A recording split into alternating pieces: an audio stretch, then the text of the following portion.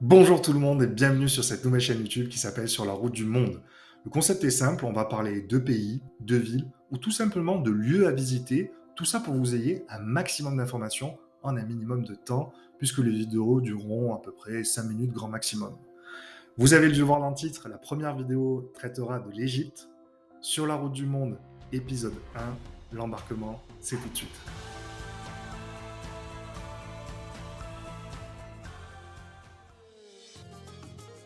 Tout d'abord, pour bien commencer, il y a quelques éléments que vous devez connaître avant de partir pour bien préparer votre voyage. Première chose, et pas des moindres, les règles Covid pour y aller ou sur place sont terminées.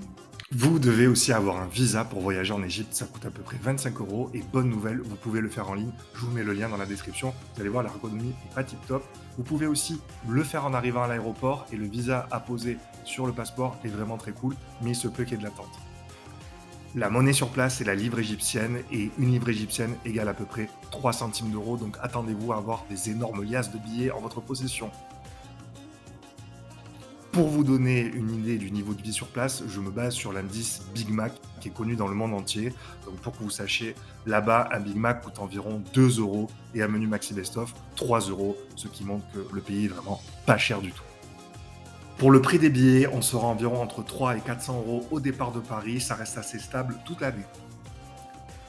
La meilleure période pour partir en Égypte, ça sera la période d'hiver, de novembre à avril, et mars étant un des meilleurs mois pour partir car il ne fera pas trop chaud en journée et pas trop froid en soirée. J'y suis allé à cette période, c'est vraiment l'idéal. Évidemment, au plus vous descendez vers le sud, au plus il fera chaud en Égypte.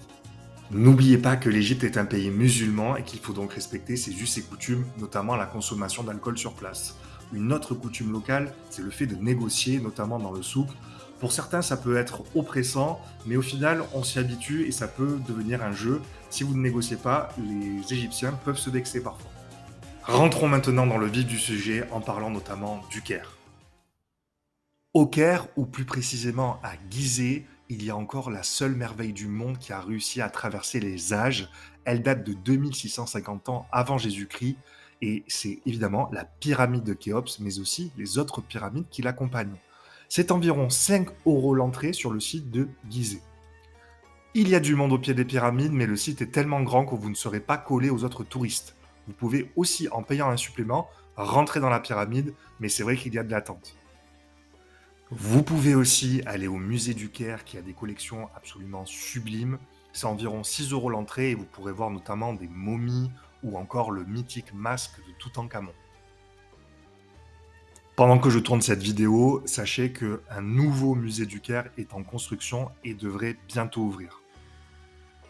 Vous pouvez totalement louer des guest house avec vue sur les pyramides, c'est assez fou. Ça coûte très peu cher, on avait payé à peu près 70 euros pour 3 nuits, pour 3 personnes, donc c'est largement abordable. Attention, la ville est extrêmement polluée et très embouteillée. Je vous conseille de prendre des Uber au Caire pour vous déplacer car la ville est immense et ils sont extrêmement peu chers. Vous savez que vous allez à peu près rouler 30-40 minutes et payer simplement à peu près 4 euros. Il y a un restaurant que je peux vous conseiller au Caire qui s'appelle le Sobi. C'est un immense restaurant où il y a un peu des shows culinaires. On y mange très bien, il y a beaucoup de locaux qui vont sur place. Je vous mets toutes les infos dans la description. D'ailleurs, qu'est-ce qu'on mange en Égypte? Eh bien, on mange un petit peu toujours la même chose. Kefta, riz, soupe, dolma, poisson. C'est plutôt bon, mais c'est assez répétitif. Attention, un repas coûte environ 5 euros grand maximum. C'est l'heure du fun fact sur l'Égypte antique. L'époque du règne de Cléopâtre est plus proche de l'invention de l'iPhone que de la construction des pyramides de Gizeh. Est-ce que c'est bon pour vous? Pour la suite de votre voyage, je vous conseille d'aller à Luxor, donc de descendre la vallée du Nil, soit par avion, soit par train. Et c'est vrai que le train est plus écologique, mais vous mettez entre 10 et 12 heures et il y a souvent des retards. À Luxor, vous visiterez le temple de Karnak, à 4 euros l'entrée environ. Vous pouvez y aller en taxi depuis le centre, même si ce n'est pas très loin. Le temple est mythique et immense. Évidemment, à Luxor, vous avez d'autres merveilles à découvrir, notamment la vallée des Reines et la vallée des Rois. Pour vous déplacer jusqu'à la vallée des Reines et la vallée des Rois, l'idéal c'est de prendre un taxi à la journée. Ça vous coûtera environ 15 euros. Attention, quand vous arrivez à la vallée des Rois, l'entrée globale des tombes, les moins connues, est d'environ 4 euros. Puis vous devez rajouter en plus pour les plus belles tombes entre 10 et 40 euros la tombe tout de même. Par contre, Et il est indiqué nulle part que vous pouvez visiter seulement 3 tombes de base maximum sur plus d'une dizaine. Donc, faites les bons choix. Les tombes sont absolument sublimes et vous pourrez même admirer la momie de Toutankhamon. Vous allez voir, il est tout petit. Vous pourrez aussi visiter la tombe de Néfertari, qui n'est pas dans la vallée des rois, mais juste à côté dans la vallée des reines donc, qui est considérée comme la plus belle tombe d'Égypte avec ses couleurs resplendissantes. Attention, c'est tout de même 50 € l'entrée pour 10 minutes seulement dans la tombe. Enfin, n'hésitez pas d'aller au temple funéraire d'Hatchepsout, désolé pour la prononciation, qui est sublime, à 3 € l'entrée. Vous pouvez aussi prendre le Luxor Pass qui permet de payer moins cher le tout aux alentours de 180 €. Pour la suite de votre voyage, je vous encourage de prendre le train pour aller à Assouan, la ville où il ne pleut jamais. Alors oui, c'est compliqué de prendre des billets de train à la gare de Luxor. Oui, je vous conseille de prendre la première classe pour être un minimum bien installé et avoir la climatisation. Oui, c'est un peu long, entre 3 et 4 heures. Et oui, il va y avoir du retard. J'ai eu 1h30 de retard quand j'ai dû prendre mon train.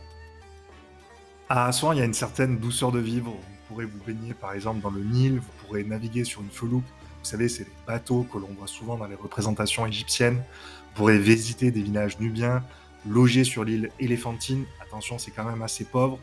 Évidemment, vous pouvez aller à Abu Simbel, c'est quand même 3 heures de route, il faut y aller assez tôt le matin, et c'est 14 € l'entrée. Vous pourrez aussi visiter le temple de Philae. Vous devez prendre un taxi plus un bateau qui est obligatoire pour aller sur ce temple qui est sur une île, et c'est 4 € l'entrée. Encore une fois, souvent vous pouvez loger dans des guest houses qui sont très peu onéreux, qui sont vraiment très cool, ultra bien placés. À Assouan, je vous conseille le restaurant Ismaïlia, qui est vraiment un petit boui mais qui est absolument délicieux. Je vous mets toutes les informations dans la description. Évidemment, là je vous ai donné un parcours pour 2 semaines, mais si vous avez plus de temps, vous pouvez par exemple commencer par la mythique Alexandrie en bord de mer, ou faire un détour par Hurghada et profiter du soleil de la mer Rouge et de ses magnifiques plages.